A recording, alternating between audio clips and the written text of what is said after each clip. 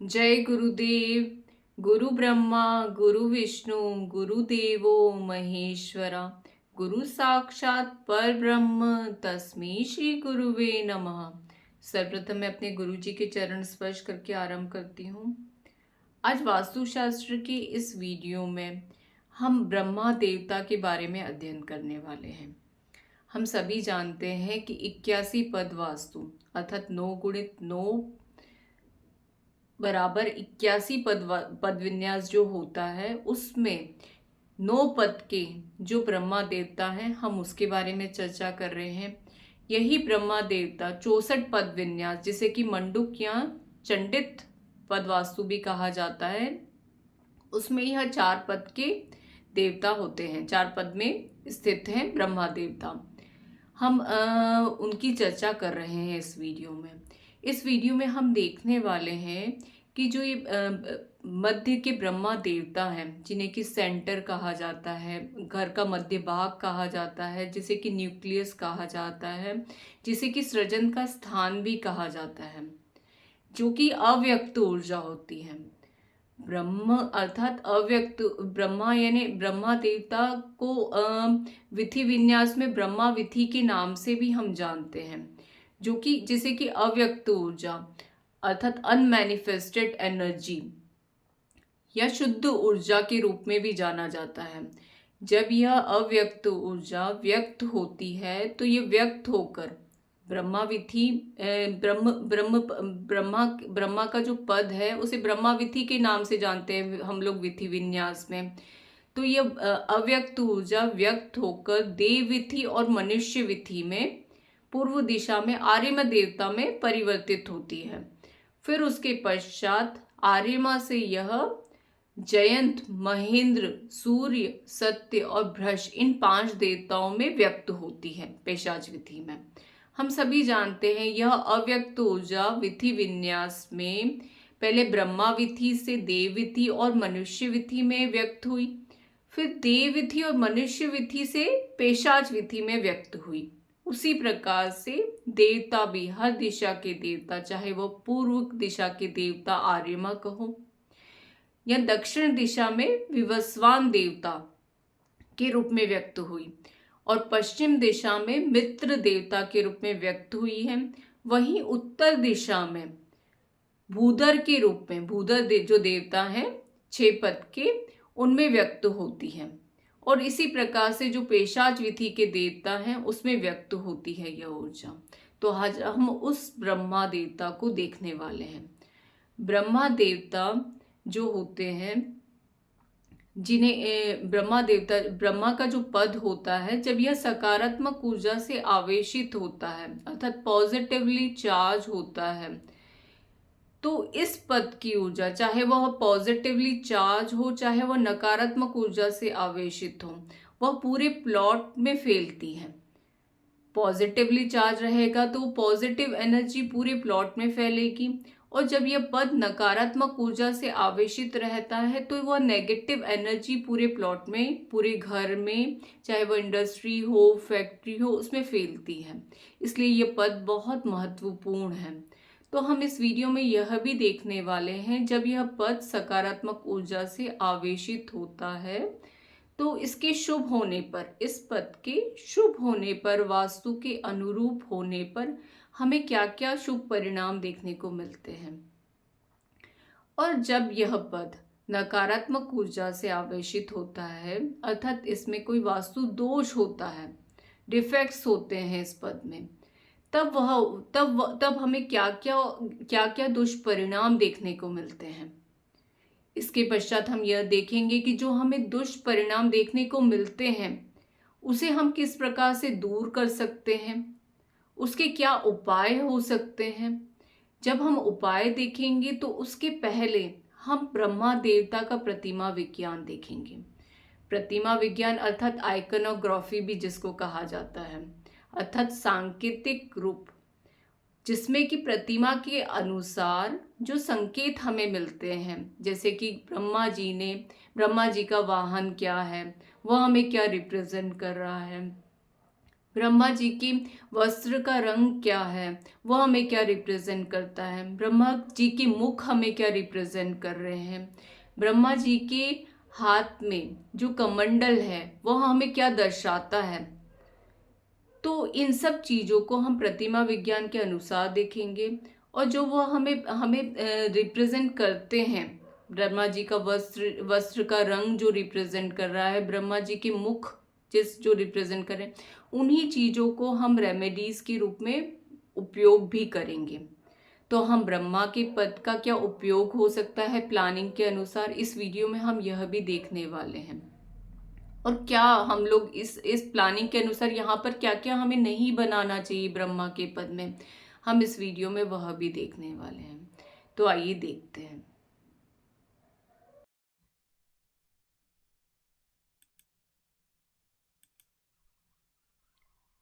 जैसा कि हमने कहा कि वास्तु पुरुष के शरीर पर स्थित मध्य में ब्रह्मा का जो पद होता है वह एकाशीति पद विन्यास में 9 पद का होता है। यहाँ पर ये बताया गया है ये 9 पद का है, 1 2 3 4 5 6 7 8 9। और ये कहाँ स्थित है, यह वास्तु पुरुष के शरीर पर उसकी नाभि पर ही स्थित है। नाभि पर, पेट पर, आप कह सकते हैं मध्य भाग में स्थित है।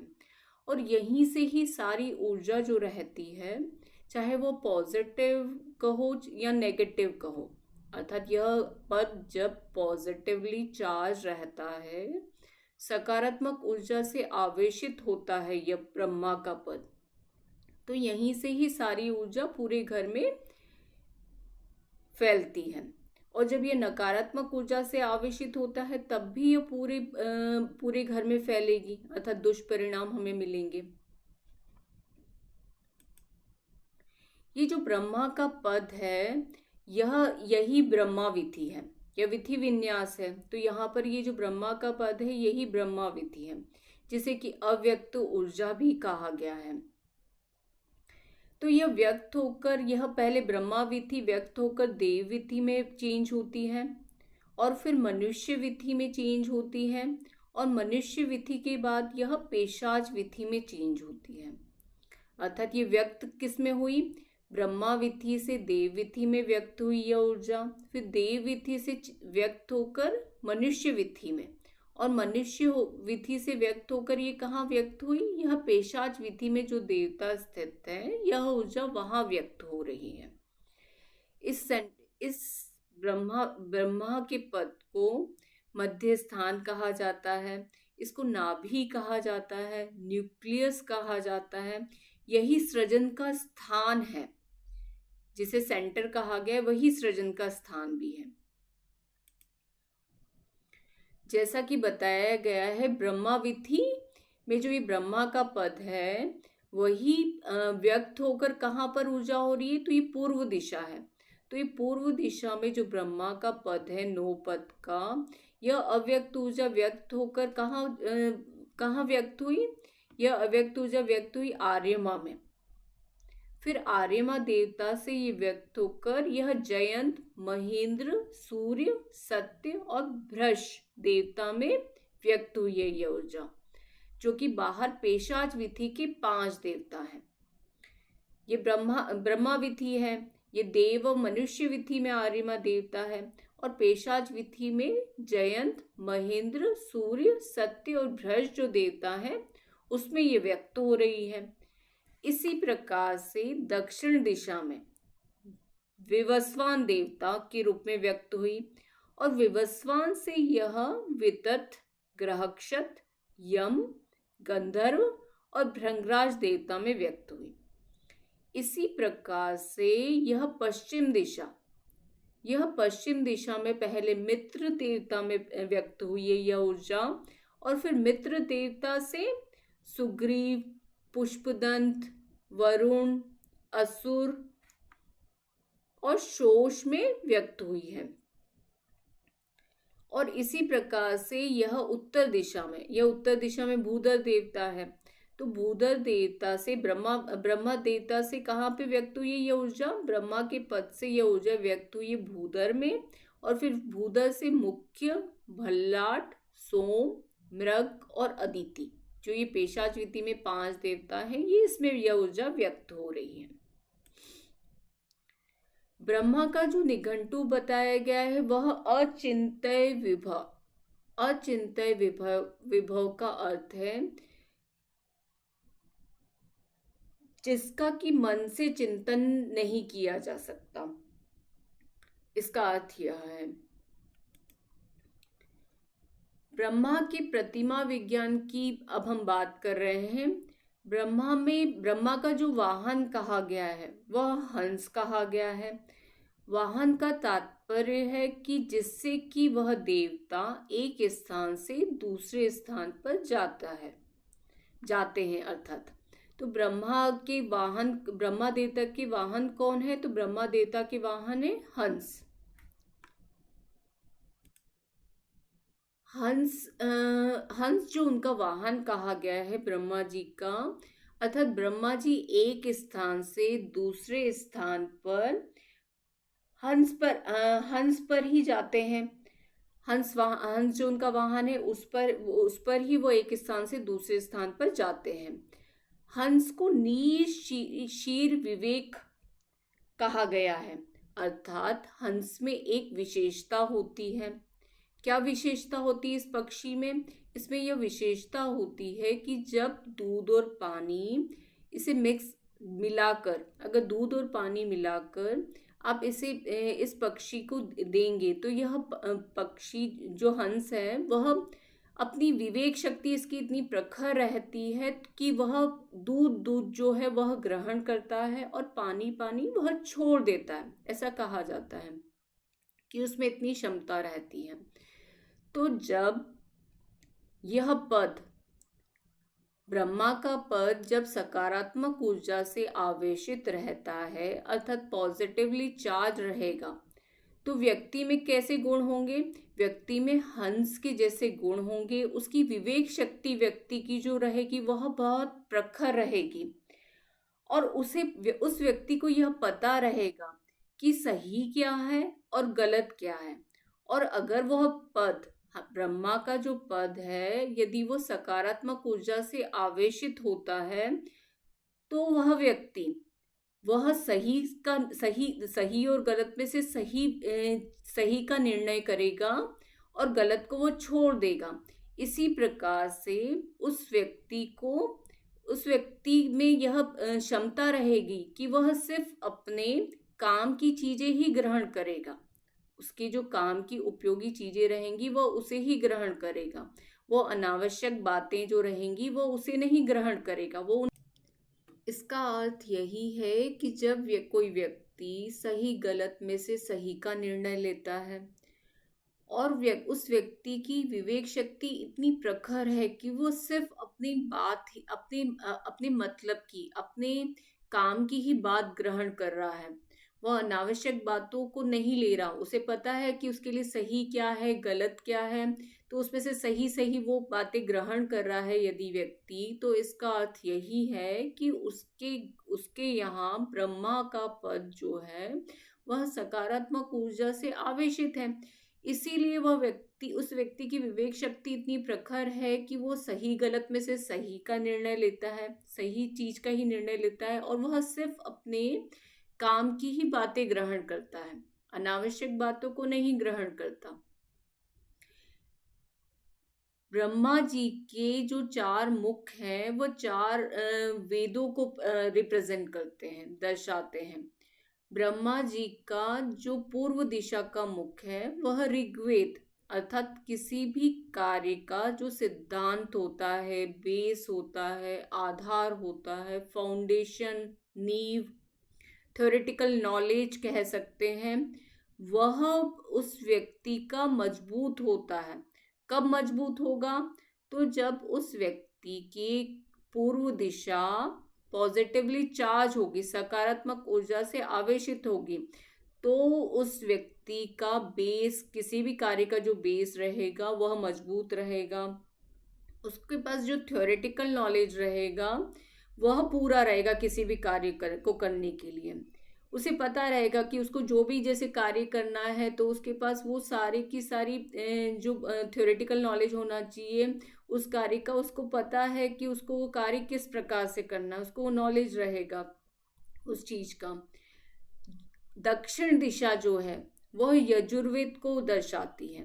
यजुर्वेद अर्थात क्रिया को। यदि व्यक्ति ने कोई कार्य को सोचा, जैसे किसी व्यक्ति ने कोई कार्य सोचा, थ्योरेटिकल रूप में सोचा कि हाँ वो ऐसे ऐसे होगा, इस व्यापार व्यवसाय को करना है, अभी थ्योरेटिकल रूप में है, उसने वह सोचा है उसका, और वह जब क्रियान्वित करता है वह कार्य, तो वह दक्षिण दिशा है।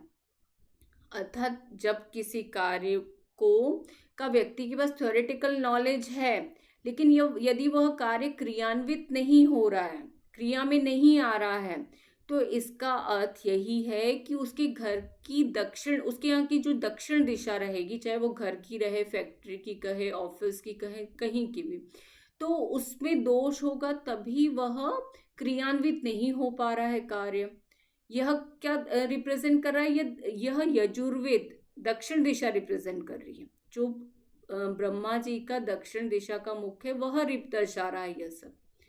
इसी प्रकार से जब वो कार्य क्रियान्वित हो गया उस व्यक्ति का, तो वह प्रॉपरली चले, स्मूथली चले, उसकी रिदम सही हो, लय हो, ताल हो उस कार्य में, तो वह किस दिशा से रिप्रेजेंट हो रहा है? वह पश्चिम दिशा और सामवेद से रिप्रेजेंट हो रहा है। उस कार्य को करने की जो रिदम है, वो कार्य पूरा स्मूथली चल रहा है। अर्थात कोई व्यापार व्यवसाय कर रहा है तो उसका स्टाफ प्रॉपरली चल रहा है, धन की कोई दिक्कत नहीं हो रही है, स्मूथली सब कुछ हो रहा है, तो इसका अर्थ यह है कि उसके यहाँ की पश्चिम दिशा शुभ है, सकारात्मक ऊर्जा से आवेशित है, तभी वह स्मूथली चल रहा है। यदि इन सब चीजों की दिक्कत होती है, उसमें कार्य में प्रॉपरली रिदम नहीं है, वह स्मूथली नहीं चल रहा, जैसे कोई कार्य कर रहा है, कभी मशीन खराब हो गई, कभी स्टाफ नहीं है, स्टाफ नहीं मिल पा रहा प्रॉपरली, या फिर धन की दिक्कत है, तो इसका अर्थ यह है कि पश्चिम दिशा में दोष है, तभी वह कार्य प्रॉपरली चल नहीं रहा है। आपको पश्चिम दिशा देखनी चाहिए उस समय। इसी प्रकार से जब वह कार्य जो उसने किया है शुरू, उस कार्य को वह एक बार पूरा हो गया, प्रोडक्ट फॉर्म में बिक गया, उसके पैसे आ गए, तो यह सब किससे होगा? जो प्रॉपरली साइकिल चलना चाहिए, वह क्या रिप्रेजेंट करता है? वह उत्तर दिशा, अथर्ववेद, ये इससे रिप्रेजेंट हो रहा है, दर्शा रहा है। और यदि व्यक्ति का एक बार तो यह कार्य हो गया, दोबारा ऑर्डर नहीं आ रहे हैं, वह कार्य जो उसने किया है, फिर उसके बाद वह बंद हो जा रहा है, यदि कार्य उसको या तो धन की पेमेंट से रिलेटेड दिक्कत हो रही है, तो इसका अर्थ यह है कि उसकी उत्तर दिशा में दोष है।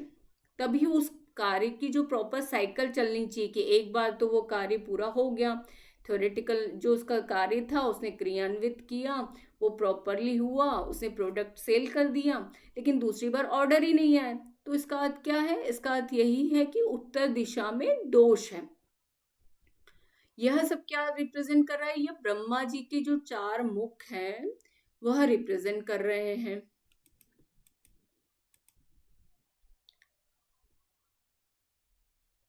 ब्रह्मा जी की जो 4 भुजाएं हैं वह क्या दर्शाती हैं?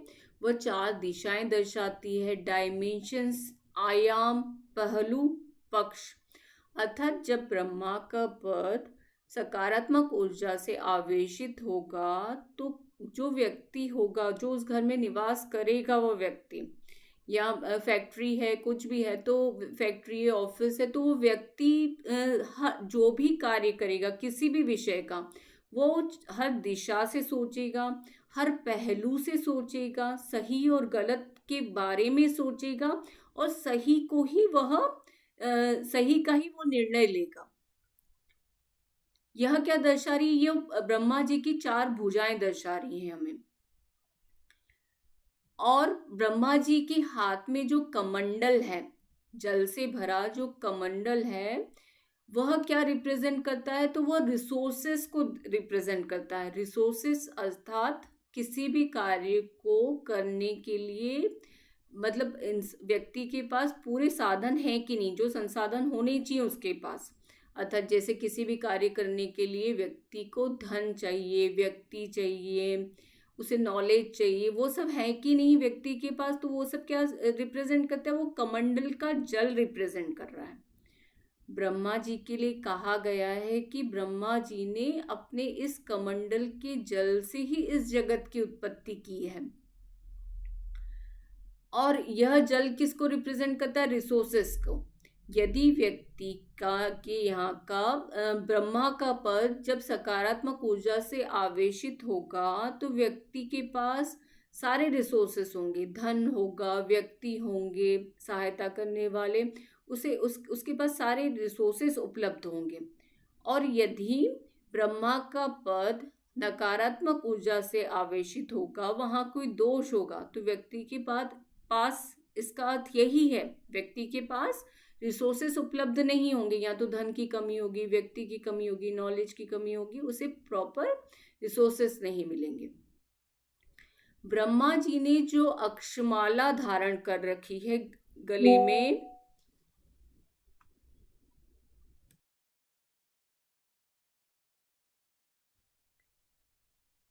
ब्रह्मा जी ने जो गले में अक्षमाला धारण कर रखी है, वह गणना को रिप्रेजेंट करती है, गणना को दर्शाती है, अर्थात कैलकुलेशन को दर्शाती है।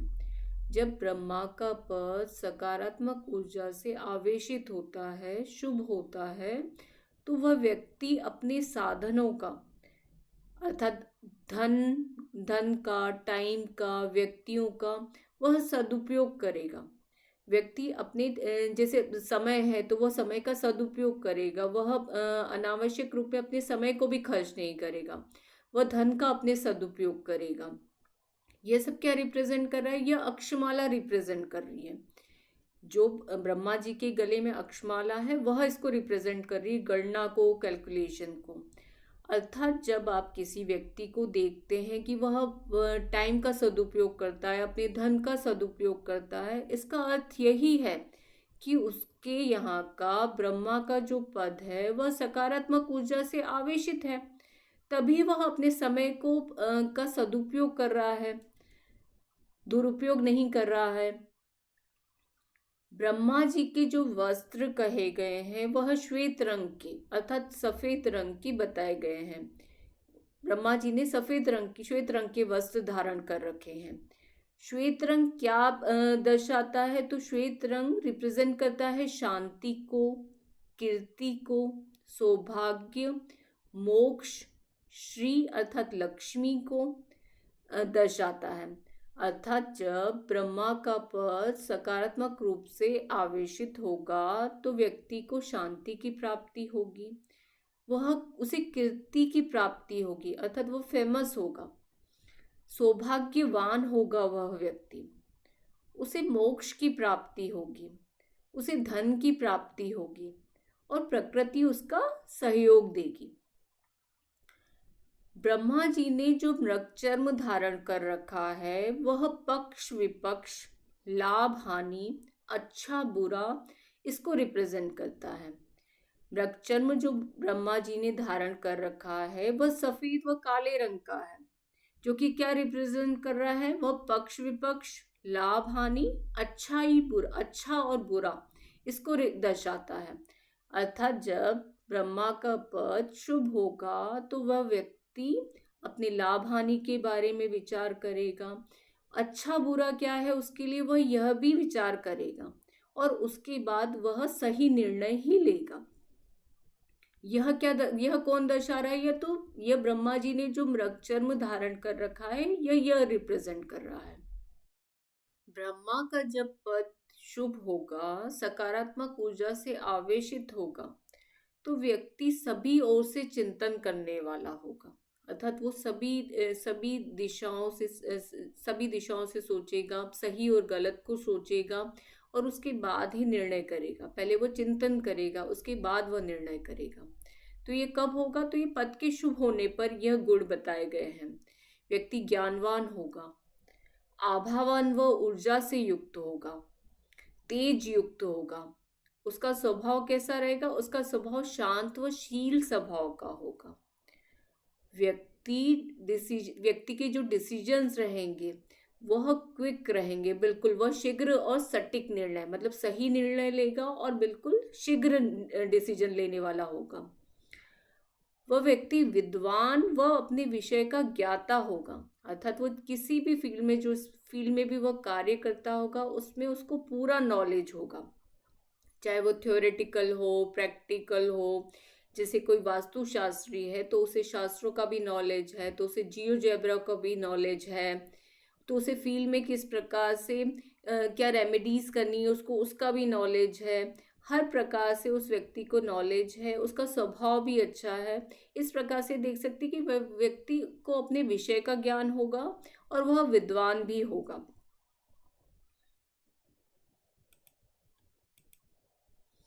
व्यक्ति उदार चरित्र वाला होगा।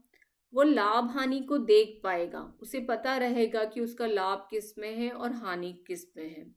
सीखने में तत्पर होगा, अर्थात वह हर हर हर चीज को सीखने की उसकी इच्छा रहेगी, वो तत्पर रहेगा उसमें। अपने क्षेत्र में श्रेष्ठ होगा, अपनी फील्ड में वह श्रेष्ठ होगा, बेस्ट होगा, इसका अर्थ है। अपने विषय का सूक्ष्म विश्लेषण कर उसमें सुधार करने में सक्षम होगा। और यही जब ब्रह्मा के पद में दोष होते हैं तो व्यक्ति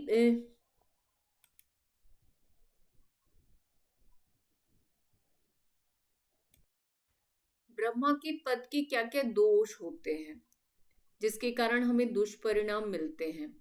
यदि ब्रह्मा का पद वहां पे अन्य कमरों से ऊंचा हो, अर्थात यदि वहां पे आंगन बना हुआ है और वह अन्य कमरों से ऊंचा है, तो यह शुभ नहीं है, अशुभ है, यह वहां का दोष है। ऊंचा नीचा हो रहा हो ब्रह्मा का पद, तो यह भी दोष है। वेंटिलेशन न होना, गंदगी होना, टूट फूट होना, अर्थात दीवारों में टूट फूट हो रही है, पैंट उतर रहा है, पपड़ियां उतर रही हैं, ये दोष है। शल्य होना, शल्य नेगेटिव एनर्जी मानी जाती है, जो कि जमीन के अंदर वो नकारात्मक चीजें जिन्हें कि शुभ नहीं माना जाता, जिसके कारण कि वह ऊर्जा पूरे घर में फैलती है। यदि ब्रह्मा के पद में शल्य होगा तो यह भी दोष है।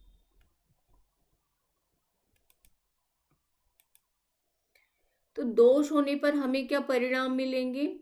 जब ब्रह्मा के पद में दोष होंगे तो व्यक्ति सही निर्णय नहीं ले पाएगा, उसके कार्य की प्रगति रुक जाएगी।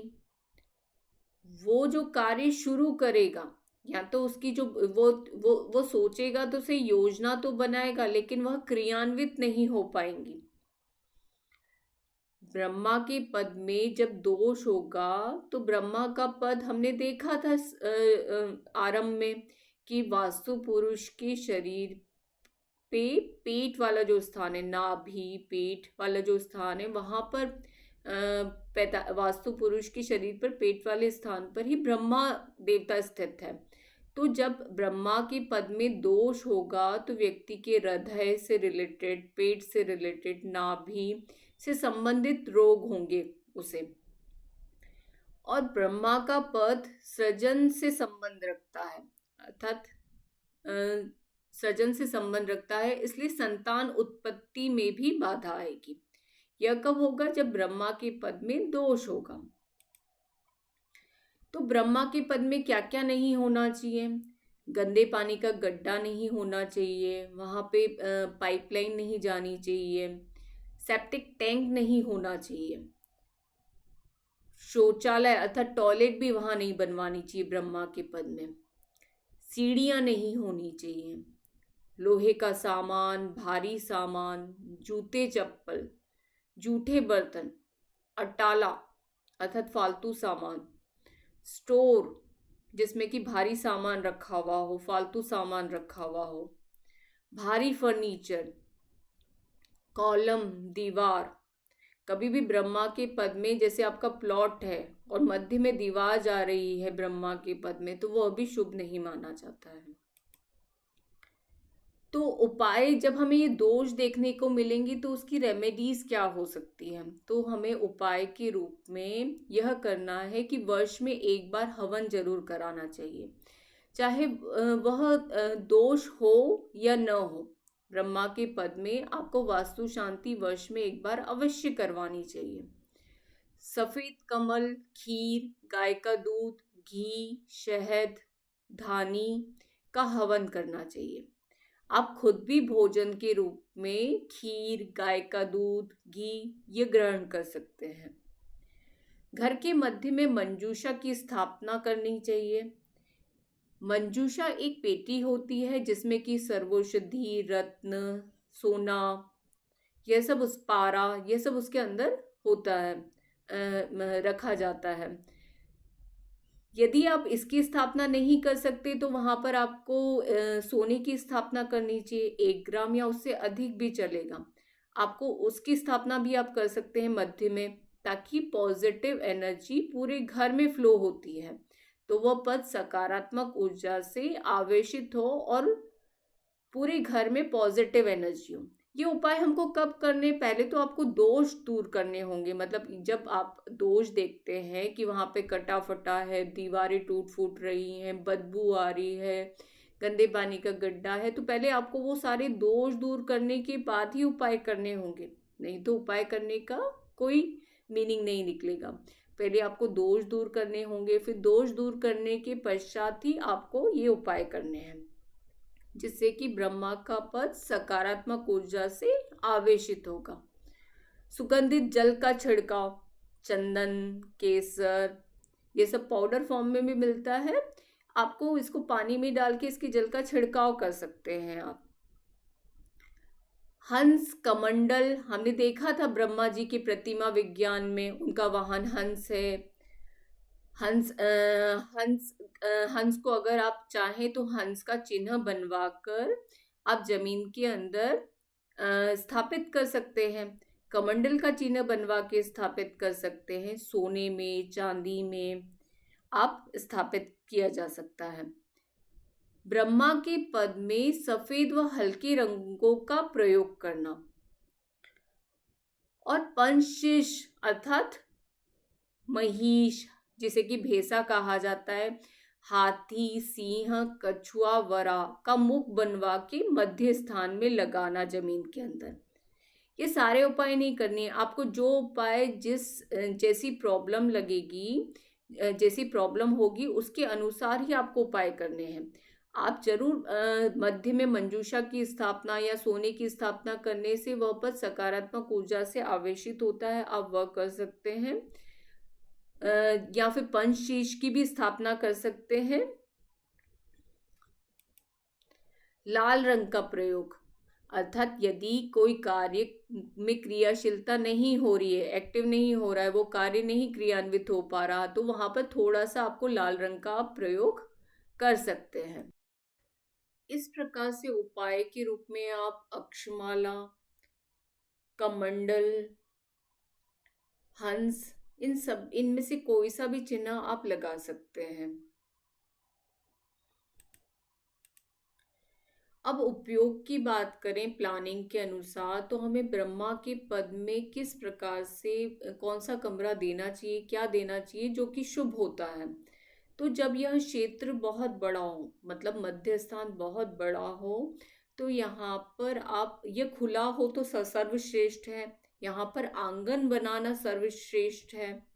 यहाँ पर मंडप हो सकता है, बगीचा हो सकता है, मेडिटेशन हॉल हो सकता है, यहाँ मंदिर बनवा सकते हैं।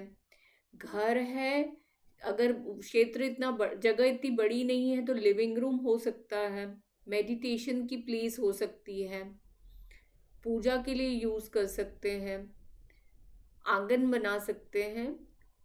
उत्सव, सभा, विवाह, पूजा आदि के लिए मध्य में ब्रह्म स्थान पर आयोजन कर सकते हैं।